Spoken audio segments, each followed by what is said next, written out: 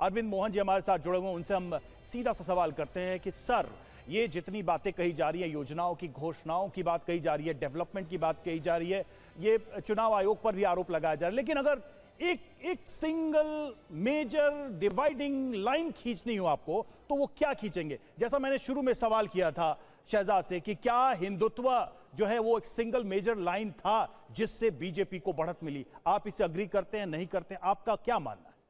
मेरे ख्याल से हिंदुत्व या फिर वो जैसे पिछली बार इन्होंने मटुआ पे कोशिश की थी, वो सब UEM जयपुर एक आदर्श लक्ष्य है। भावी छात्रों के लिए अच्छी नौकरी, भविष्य के लिए तैयार कौशल के साथ अच्छी शिक्षा। मुद्दा इस बार नहीं था। मुख्य मुद्दा गवर्नेंस है, और गवर्नेंस 15 साल का के एंटी इनकम्बेंसी का। हम सब लोग दिल्ली बैठ के ये मानते रहे कि SIR वगैरह के मसले पे जो ममता ने उसका विरोध काफ़ी किया, उसने इस फैक्टर को रिप्लेस कर दिया है और SIR ही ऊपर हो गया। ऐसा हुआ नहीं। चुनाव से साफ लग रहा है कि एंटी इनकम्बेंसी इशू था, और वायलेंस को कांग्रेस सेंटर ने रोक दिया अपनी ताकत से। हालांकि वो रोकने का प्रोसेस भी काफ़ी वायलेंट है, उसको मैं बहुत सामान्य नहीं मानूंगा, लेकिन उसने रोक दिया। लोगों ने अपनी मर्जी से वोट दिया है और एंटी इनकम्बेंसी इशू ऊपर आ तो सर फिर एक कंपैरेटिव क्वेश्चन भी है कि असम में ये एंटी इनकम्बेंसी नहीं था, प्रो इनकम्बेंसी था, और बंगाल में था। ऐसा क्यों था?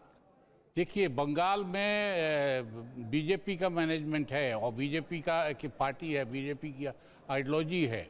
ऊपर से नीचे तक सारा कुछ लगता है एकदम जैसे बड़े संगीत का आयोजन होता है तो हर इंस्ट्रूमेंट एक ही तरह से बजता है। ठीक उल्टा असम में है कि वो अपोजिशन था, वो कांग्रेस में उसके अपने अंदर की लड़ाई इतनी ज़्यादा रही, उसके लीडर पे शक सबको रहा, सीनियर लीडर्स पार्टी छोड़ के चले गए, तो इसलिए वहाँ लड़ने वाला कमज़ोर पड़ गया। वहाँ मुद्दा क्या था ये पीछे हो गया। ठीक है, और हमारे साथ इस वक्त जाने माने चुनाव विश्लेषक सेफोलॉजिस्ट यशवंत देशमुख भी जुड़ रहे हैं। यशवंत जी, स्वागत है आपका। सबसे पहले पश्चिम बंगाल की बात कर लेते हैं। क्या चौंकाने वाले आंकड़े इस वक्त TV9 भारतवर्ष की स्क्रीन पर हैं। एक तरफ 92 TMC के खाते में, दूसरी तरफ 195 बीजेपी के खाते में। बहुत सारे बीजेपी के बड़े बड़े नेताओं ने भी इन नंबर्स की कल्पना नहीं की थी। आपको सबसे बड़ा रीजन क्या नजर आ रहा है इस बेहद बड़े ऐतिहासिक उलटफेर का? देखिए, सबसे बड़ा कारण जो है वो है महिलाओं का छिटकना, महिला मतदाताओं का, और हिंदू महिला मतदाताओं का छिटकना। ओके। ममता बनर्जी दीदी जो जीतती थी वो मुस्लिम मतदाताओं और उसके ऊपर बड़ी तादाद में महिलाओं का सपोर्ट उनको हमेशा जिताता था। मुझे ऐसा लगता है कि इस देश में एक लाइन जो मैं कई बार डिस्कस कर चुका हूं कि आप प्रो मुस्लिम राजनीति करके आराम से चुनाव जीत सकते हैं, कोई दिक्कत नहीं है, जब तक कि आपकी छवि या आपकी राजनीति एंटी हिंदू करार नहीं कर दी जाती है, एंटी हिंदू की तरफ नहीं बढ़ जाती।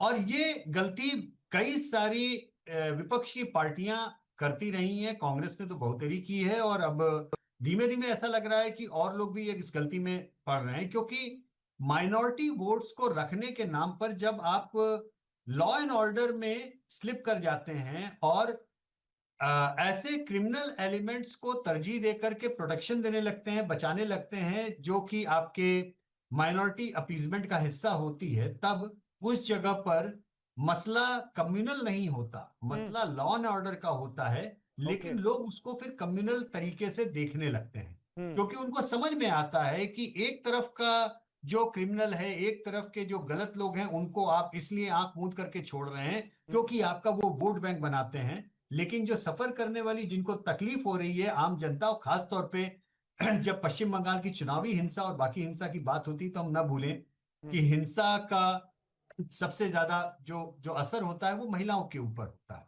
तो बावजूद इसके कि ममता बनर्जी बहुत पॉपुलर रही, बावजूद इसके कि ममता बनर्जी महिला सशक्तिकरण का बहुत बड़ा नारा रही, लेकिन मुझे लगता है कि उनसे ये चूक हुई, गलती हुई कहीं पर कि माइनॉरिटी अपीजमेंट की पॉलिटिक्स में वो एक पतली लाइन जो होती है न्याय प्रियता की, कि न्याय होना ही नहीं चाहिए, दिखना भी चाहिए, कहीं ना कहीं उस लाइन को वो मिस कर गई। उनके उनके जो नीचे के लेवल के लोगों की गुंडागर्दी थी, जो हफ्ता वसूली थी, जो करप्शन था, वो भले ही उस करप्शन का छींटा ममता दीदी की साड़ी पे एक भी छींटा ना पड़ा हो, लेकिन उनकी पार्टी के दरवाजे पे तो आके वो घड़ा फूटना ही था, वो फूट गया।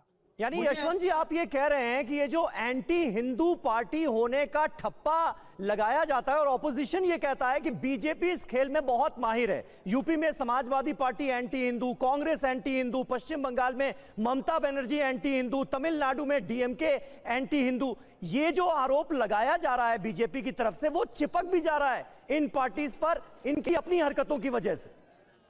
वो चिपक इसलिए रहा है नहीं है कि बीजेपी इन पे चिपका रही है। आपने जो दूसरी लाइन अपनी बोली ना, इन पार्टियों की हरकतों से, हाँ। वो चिपक उनकी अपनी हरकतों से लग रहा है। भाई हम आपको कुछ भी चिपकाना चाहें, जब तक आप अपने ऊपर चिपकने न दे तो जबरदस्ती थोड़ी ना चिपक जाए। राइट। तो समस्या यह है कि सत्ता में आने के बाद में सत्ता में बने रहने के लिए जब इन पार्टियों को लगता है कि नहीं माइनॉरिटी वोट हमको मिल रहा है, लेकिन इसको बनाए रखने के लिए हमको उन सब चीजों से आंख मूंद लेना जरूरी है जो कि ये इनके यहाँ के गलत एलिमेंट्स कर रहे हैं। अब सारे मुसलमान क्रिमिनल तो नहीं है ना, और ना सारे क्रिमिनल्स मुसलमान हैं। हाँ। लेकिन ऐसा क्यों लगता है कि आपको जब पश्चिम बंगाल की लॉ एंड ऑर्डर सिचुएशन की जो तमाम खबरें जिनके ऊपर इतना इतना नेशनल